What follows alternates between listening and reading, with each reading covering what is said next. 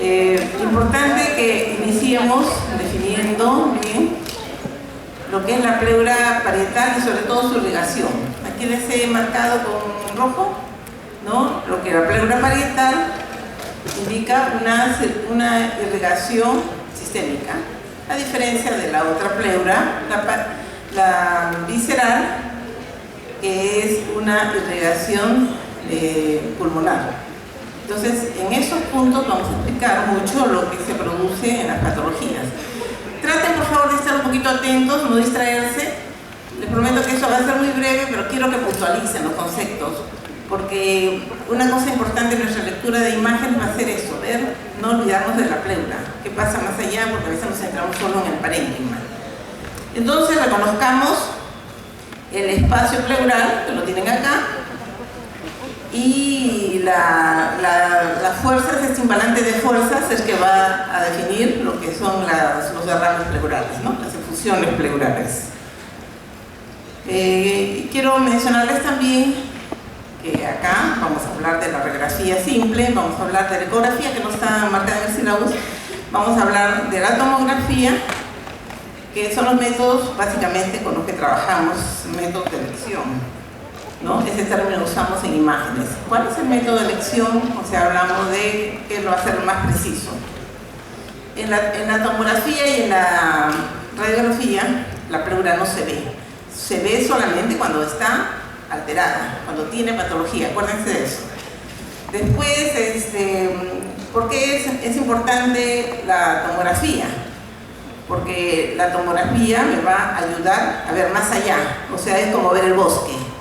La radiografía va a limitarnos a una parte muy pequeñita, igual que la ecografía.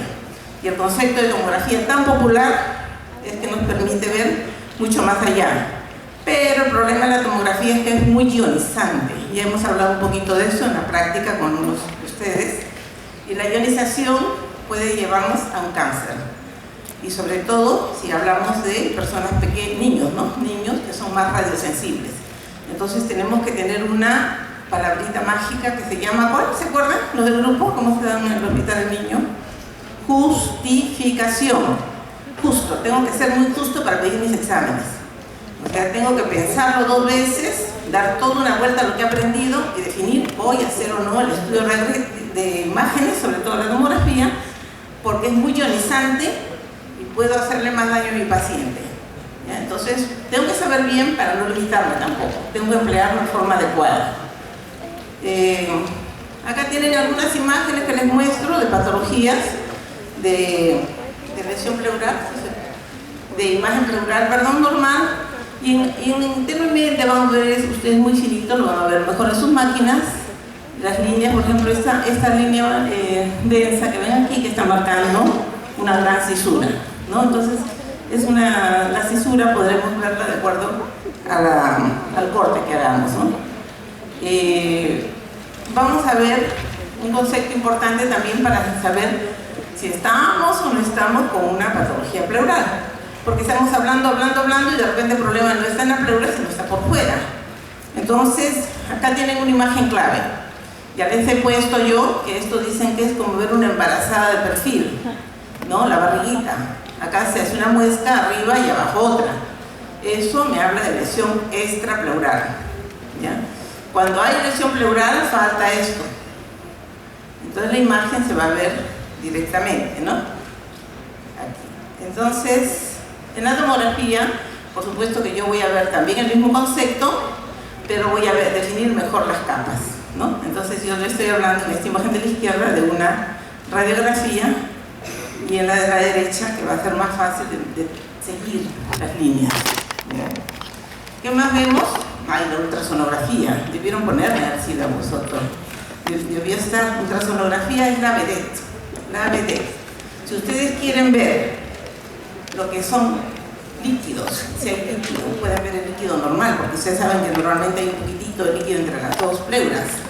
Si quieren ver la cantidad de líquido, lo están viendo ahí. En el lado izquierdo, arriba, no puedo marcarles muy bien, pueden ver ustedes esta imagen de acá que se ve, no la puedo marcar muy bien.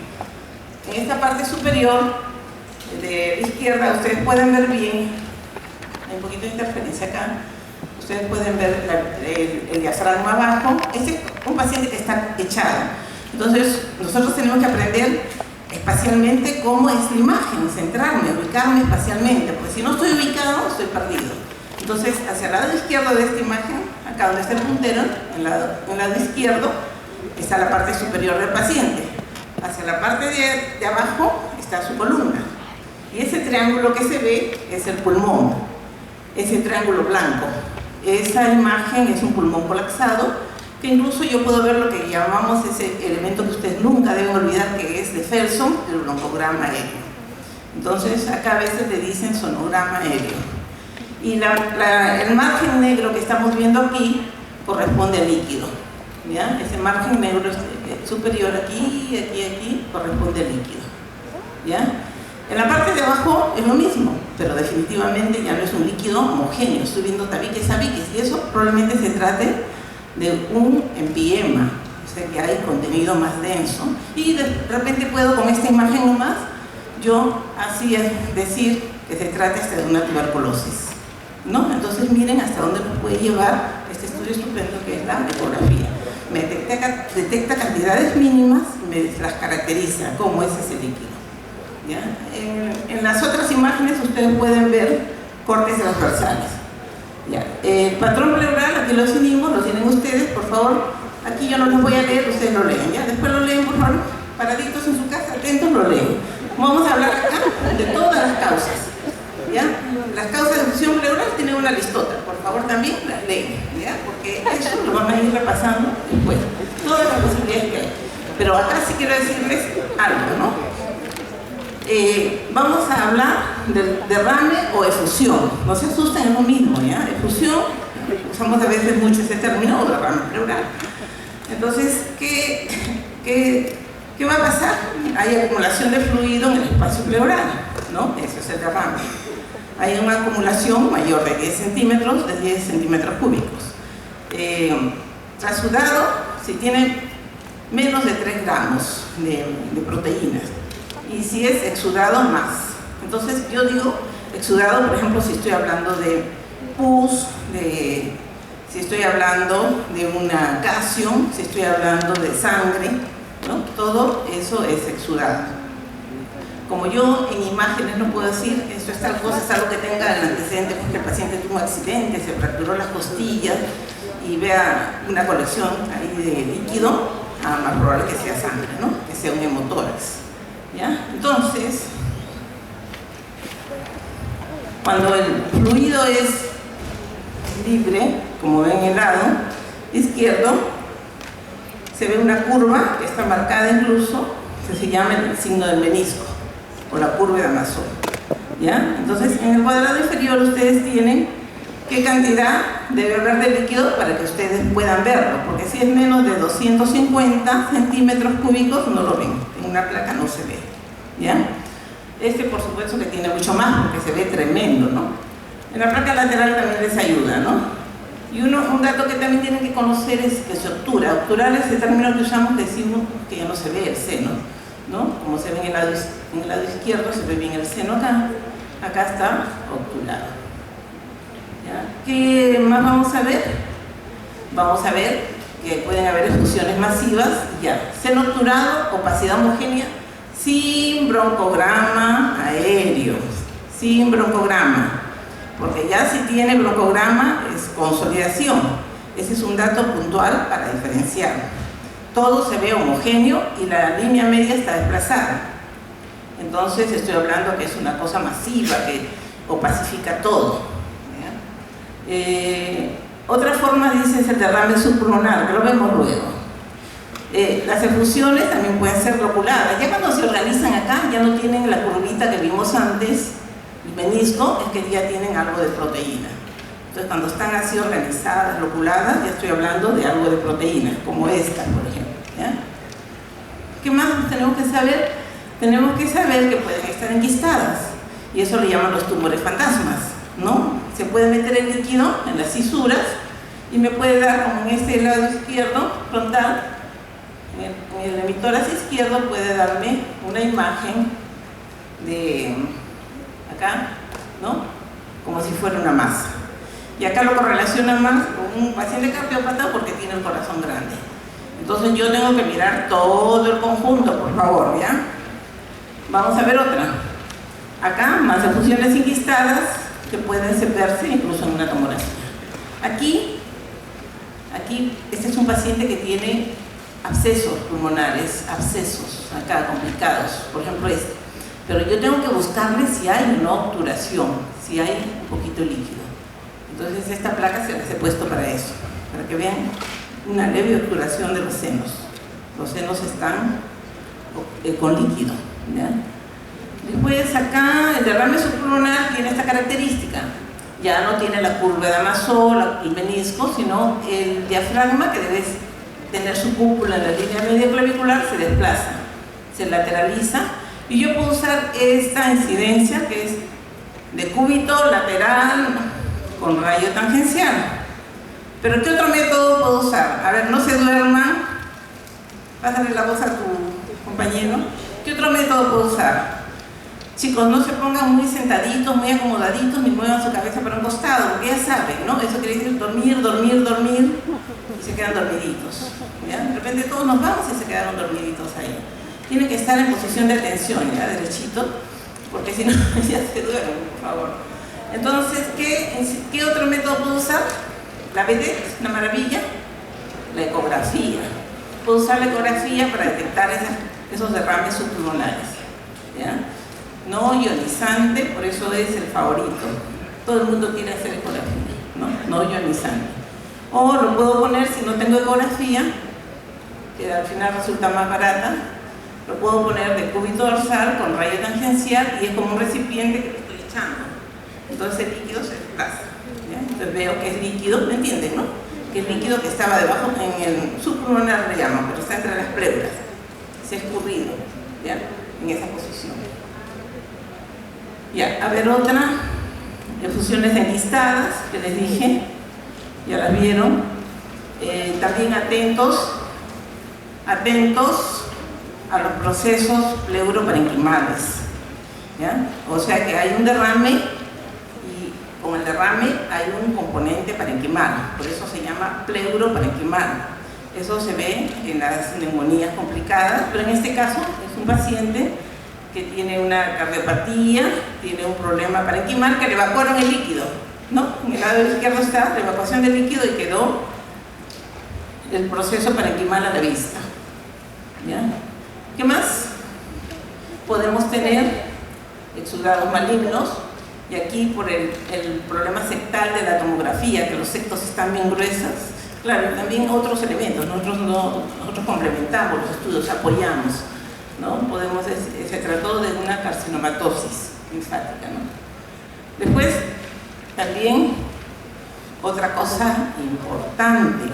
Acuérdense que de todo el capítulo de imágenes, lo único que nos interesa es que ustedes vean bien el tórax, porque el tórax va a significar que ustedes estén en su externado y su internado frente al paciente y a veces solos.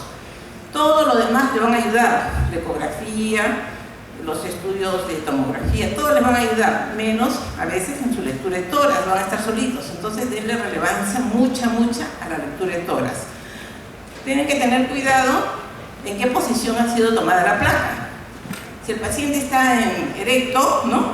Ustedes se dan cuenta porque hay gas en el estómago, en el fondo gástrico, entonces el derrame se acomoda bonito. Pero si está echado, todo se escurre por atrás y puede dar esa imagen de opacidad de todo un campo pulmonar, como vieron, y lo volvemos a ver, ¿ya? Así.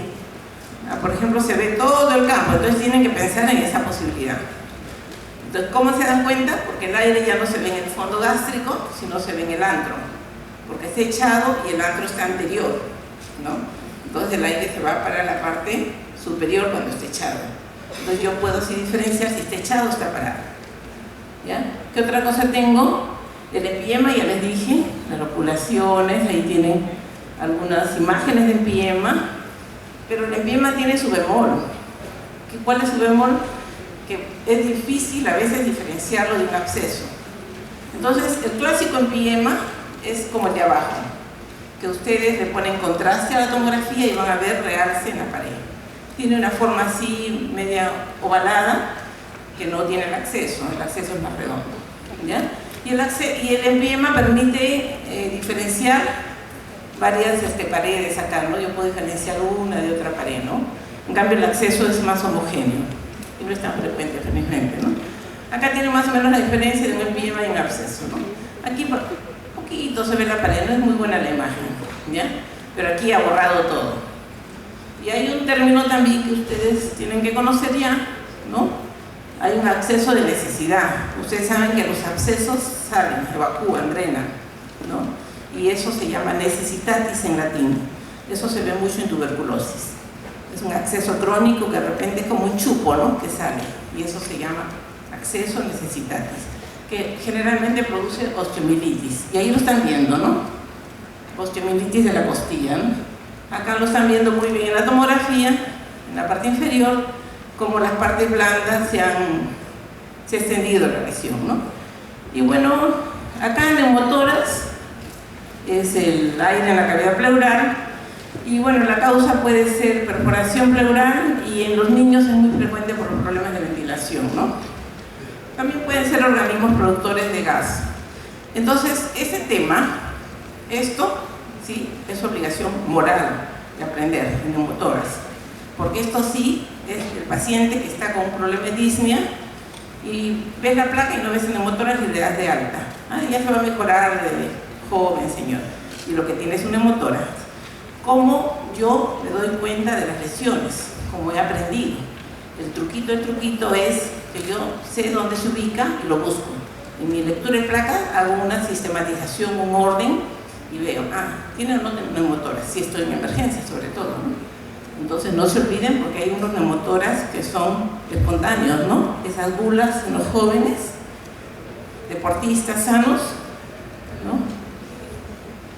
Parece pregunta de examen, Dios, ¿no? De repente hace un neumotórax apical, un neumotórax por aquí, en las regiones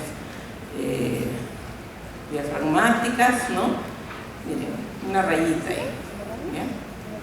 Atentos, chicos, porque todo no es neumotórax. Miren acá, pues ni hablar, ¿no? Como el aire está entre la pleura parietal, que se quedó pegada a la pared, y la visceral, entre las dos. Neumotórax masivo, miren ustedes, el pulmón se volvió un muñón. Y acuérdense que tiene que haber muñón cuando es masivo para que sea neumotórax. Señorita, siéntese bien, por favor, no se eche, siéntese derechita. ¿Ya? Esto es evidente neumotórax en ambos emitoras.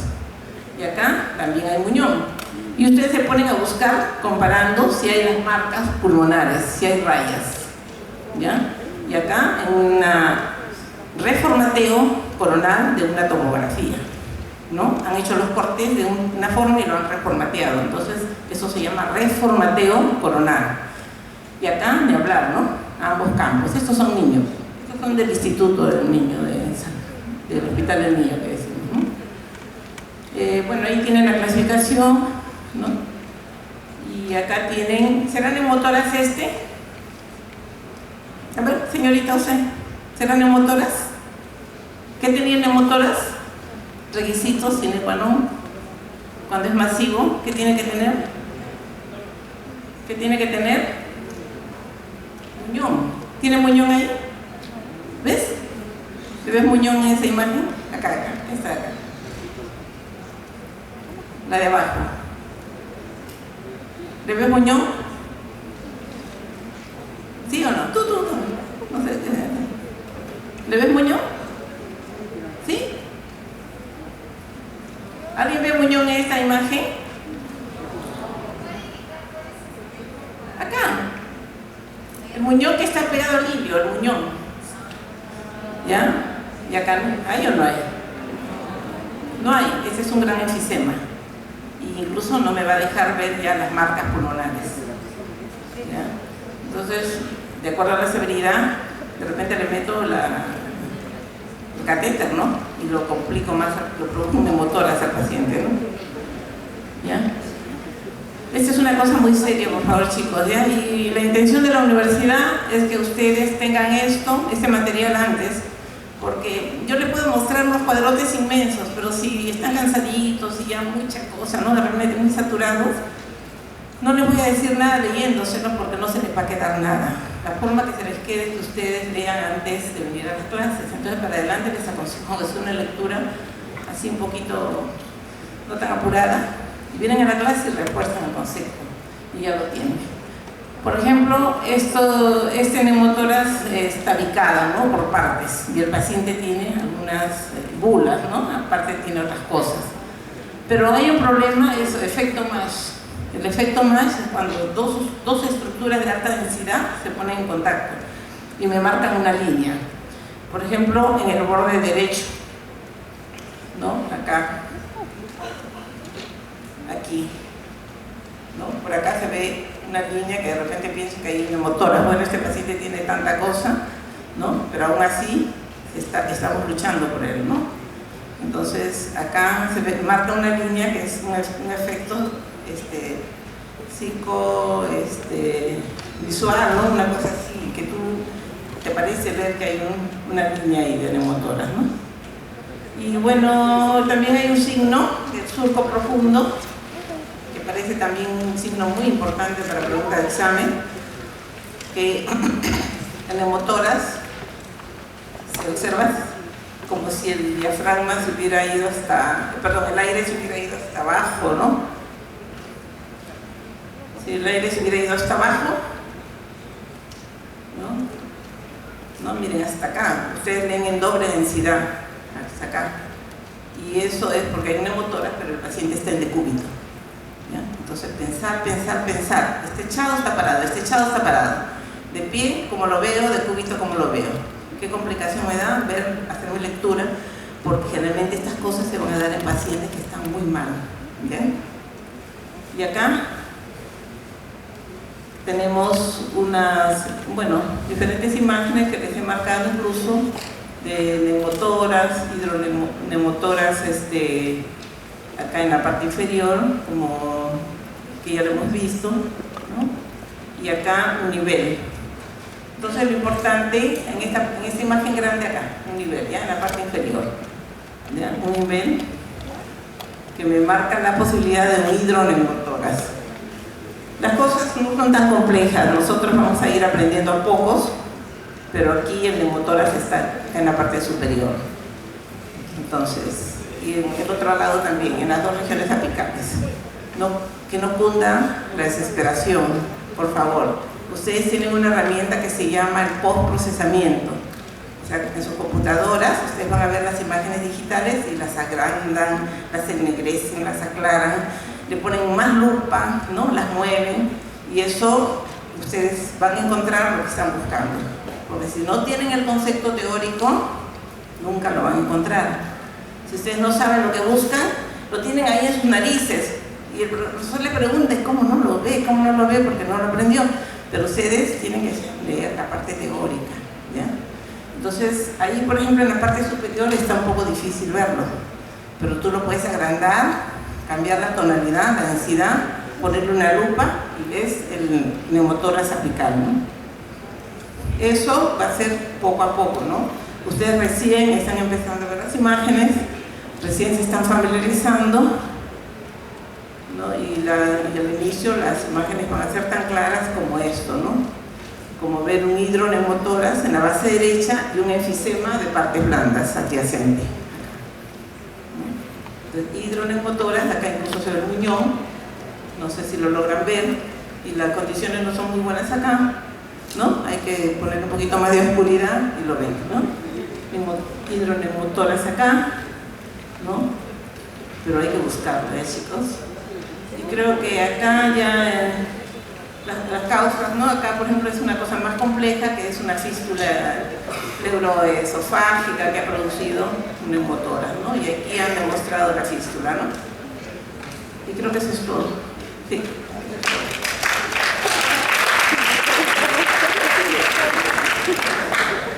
Me gustaría algunas preguntas.